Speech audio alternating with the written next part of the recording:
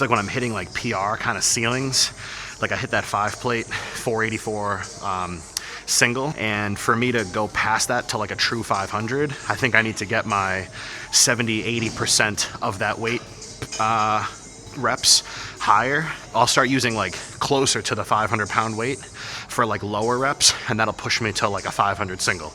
That's the approach I'm taking. That's my my little whatever kind of progression, where get a certain weight to 10, add weight and get that for like 6 or 7, add weight and get that for like 3, and then add weight and get to the single. That's sort of where I'm going. So I'm just training a specific weight every single chest workout until I get the reps I want. Once I get the reps I want, then it gives me permission to, you know, go up to the next benchmark. So before I even do all my real sets, I do all this weird warm-up shit. Like I flare my elbows, some internal and external rotations. I drop the bar on my upper chest and my neck. I come down to my lower chest. I really make sure my forearms and my wrists are good. You know, just little stupid things. Keep me in this game, my longevity in this game, instead of being injured. Speaking of Z's, I used to watch his little, like, when he had the glasses on, his arms crossed, and he's doing that, and I was like, dude, if I could ever have a 6-pack, nice cut shoulders and arms, oh my god, I'd be so happy. And then you just body dysmorphia your way like years later, and you're still dissatisfied with yourself, even though you've surpassed your younger brain's goal. You've surpassed it, obviously. You know, but you still have this dissatisfaction. It's like this curse of the lifter's curse.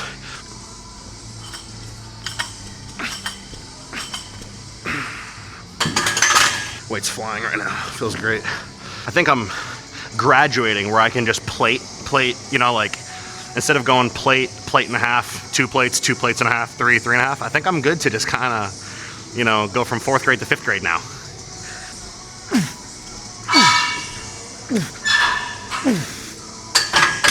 The gym is so awesome. You can take a total stranger and you guys kind of look at each other. He sees the shirt, you become friends. He says, "Hey, what's up? Where are you from? What are you doing today? And then all of a sudden, boom, you're friends. It's amazing. I mean, what a cool place this is to just make friends over this common Venn diagram of like your whole life, my whole life, and in the centerpiece of the Venn diagram is we like lifting weights. You know who Z's is, you know who these, like you remember when Gymshark first came out, like we have separate histories of this sport or hobby or whatever, and we like make friends. I feel bad literally for people that never go to the gym. Not because I feel bad that they don't have muscle or they're not aesthetic, whatever. It's the community of this, but it's just so freaking cool to just make an immediate friend. And as soon as you know they like lifting weights, they know who certain people are, it's like boom, you just automatically kind of like mesh in like a cool way. So yeah, let's see if I can move this for some reps. The most I've ever gotten with this I think was like 2 or 3 reps. So if I can get 4, then I'll be in a good spot. So we'll see.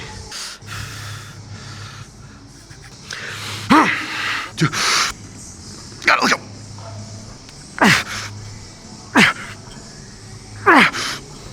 Oh, I got it. I got it. Oh, that's good. What was that, 5 and... I didn't count. Help me on 6. I shut the camera off after I did that set, but I'm fucking stoked that I just ripped that for 5. I almost got that 6th rep. I'm stoked. That's a huge PR for me. You know, that's amazing. I'm like so proud of myself. I gotta stick to my philosophy for incline bench. I like incline bench in the higher, medium higher reps, closer to like the 8 to 12. You know, I don't think I'm gonna get 8 to 12 on this, but then again, I could surprise myself. But anywhere around 7, 8, 9, 10 reps is like the lowest I want to be on incline. And on a flat bench, my reps come down a little bit more in that power range. The range of motion on incline is more than flat bench. The more of an incline you are, the more the bar actually has to travel. And think about a decline bench, how short the range of motion is and how strong you are on decline versus flat versus incline. So incline for me, with the bigger range of motion, I like more time under those reps and less stress on that rep with this big range of motion with really heavy singles and doubles and triples. I'm more 5, 10, 12 reps on the incline, you know, higher range. So let's see what I can do with the 3, 2. Yep. Oh my god. What did I do? Oh fuck. Idiot. Got it.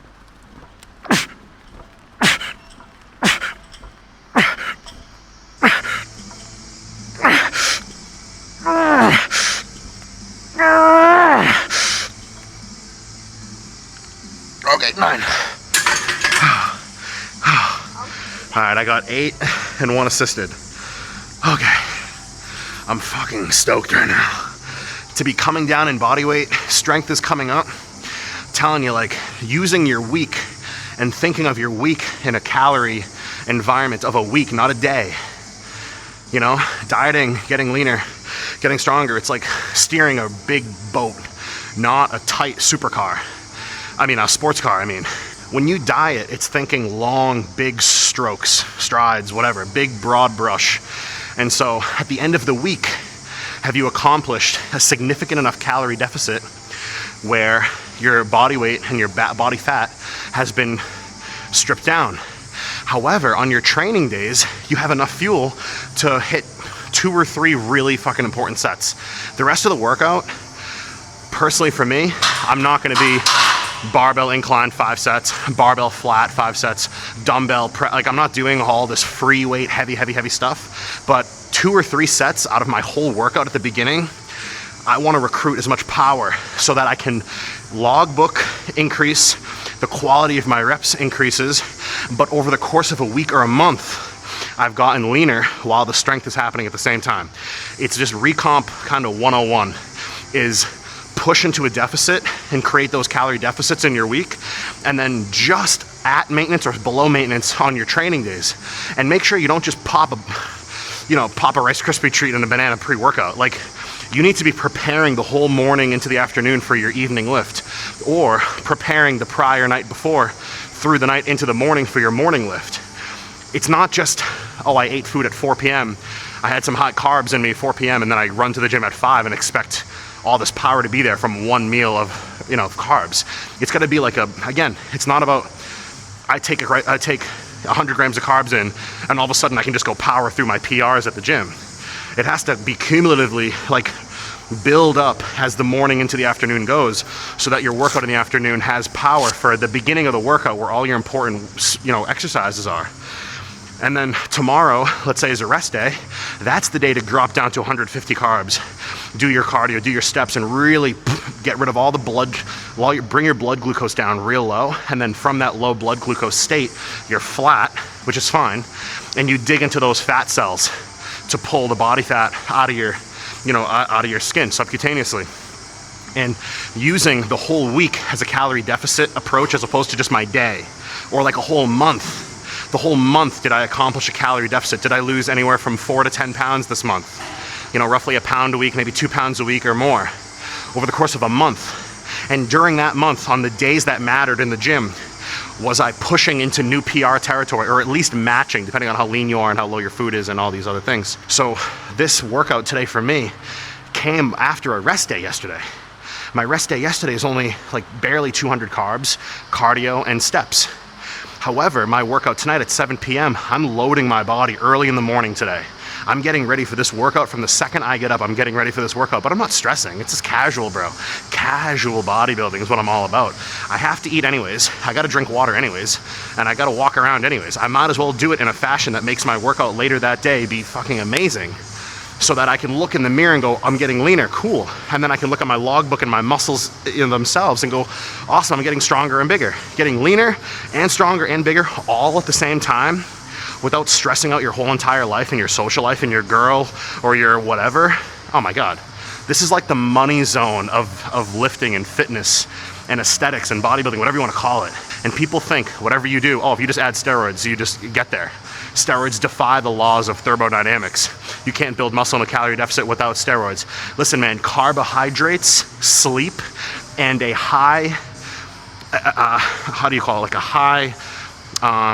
into being very, very in tune with what exercises build the muscle the best for you, how many sets, how many reps, how much rest in between, all that stuff in the gym really matters. And that's like sharpening an axe. Every day you chip away at your kind of less optimal aspects of your training, and you increase like a video game character, like speed, agility, defense, offense, power, whatever. Like I want to take each of those bars and add a point wherever I can. And dude, people are going to accuse you of this, accuse you of that, all these things. You're a hyper responder. You have crazy good genetics. Like, no, bro, I just check off like 20 boxes that seem individually not a big deal. They don't seem this life-changing to just be like, oh, I ate every 3 hours today. Like, I didn't slack on my food. I didn't load my belly and digestive system with a bunch of carbohydrates 2 hours before the gym. I was putting carbs in my body from the second I woke up, because that's what my meal plan calls for. And post-workout, whatever carbs I have, it can be small because I'm done for the day. You know, I move on to tomorrow. And the people that go, I'm starting to diet, I'm losing my strength. Yeah, you're eventually probably gonna lose some strength. Like, deep though. You should be sub 10% body fat where you start losing strength. You shouldn't be losing strength out of the gate.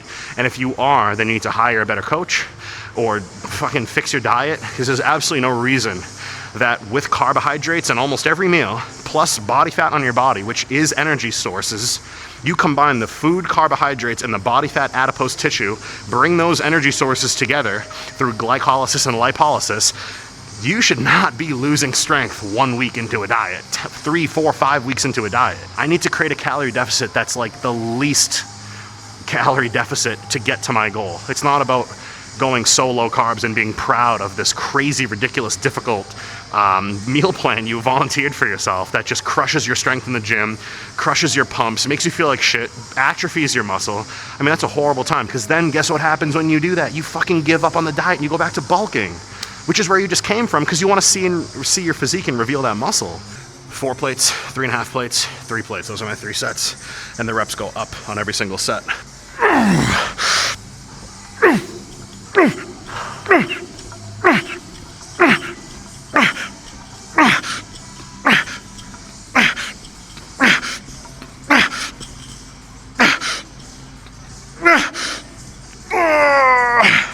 Okay, ready? That's it. I think if I went down on one more, I would've got sucked on there. 5 and you helped me on 6. 8 and you helped me on 9. And whatever that was. That's pretty good. So I hope some of this stuff that I'm saying, like makes sense or whatever. If you have any questions, just, dude, comment. Like, I don't care. Send me your whole diet. Send me what you do in the gym, your workouts, your food, how you go about whatever.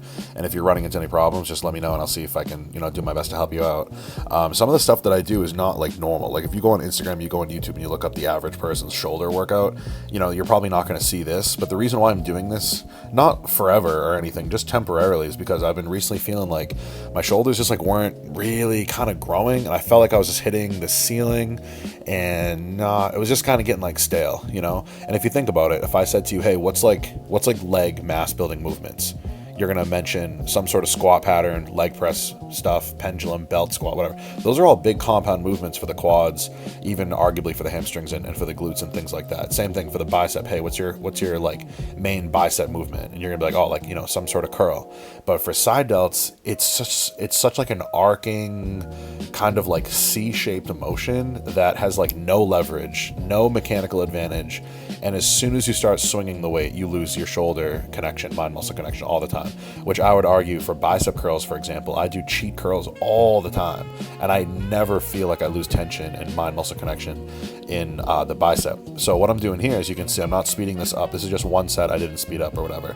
I do 3 rounds of this, or I have been doing 3 rounds of this, and I would do this 2 times a week. And what I've noticed is 2 things. 1, my shoulders are freaking pumped like they've never been in my life. And I'm trying to see micro progressions as like what I'm chasing, where I use a barbell and I'm benching or squatting, deadlifting, barbell rowing, T-bar rows, all the shit that you guys see me do on that, even weighted pull-ups. Like I think big PRs in my head. With this dude, I'm using like a fucking 3 or 4 kilogram dumbbell. Look at how small this dumbbell is. It's tiny. But I'm doing 75 or 80 or 100 reps of it, and as soon as my shoulders feel like they're burning to the point that they're going to fall off and I literally want to like just put these weights down, I don't. I just rest for 2 or 3 seconds and I just keep going and I do whatever I need to do to keep those shoulder muscles just continuing to work past failure. There's no concept of failure or finishing the set. It's just go until I hit this target rep number, and that target rep number is so far past some concept of quote unquote failure that I don't even give a shit. I just pick a ridiculously high number and go for it. There's nothing special necessarily about the number. And as soon as I finish those side raises, I'm going into an overhead behind the neck Smith press. And most people, a beginner's eyes would say, oh, this is front delts.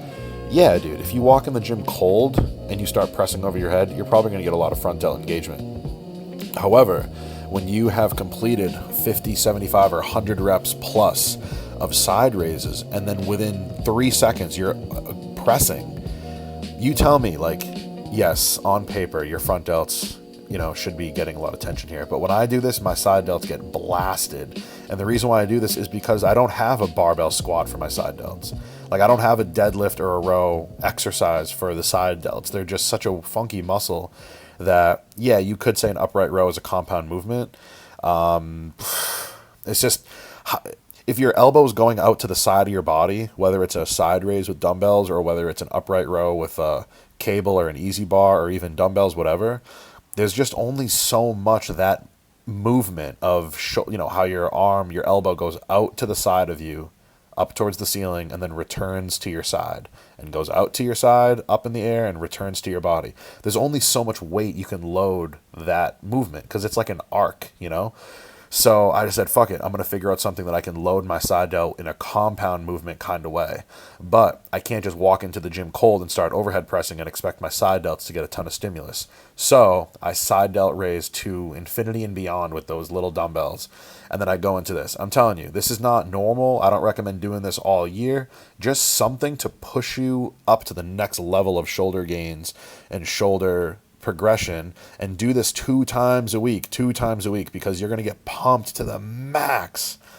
And like, you're going to notice maybe these 2 things I notice is that the pump is so ridiculous, that it doesn't even make sense. And then, another halfway through the week, when you do your other workout with that circuit or whatever you want to call it, you're like reminding your shoulders, hey bro, like, you got to get ready for this annihilation, time under tension for minutes long.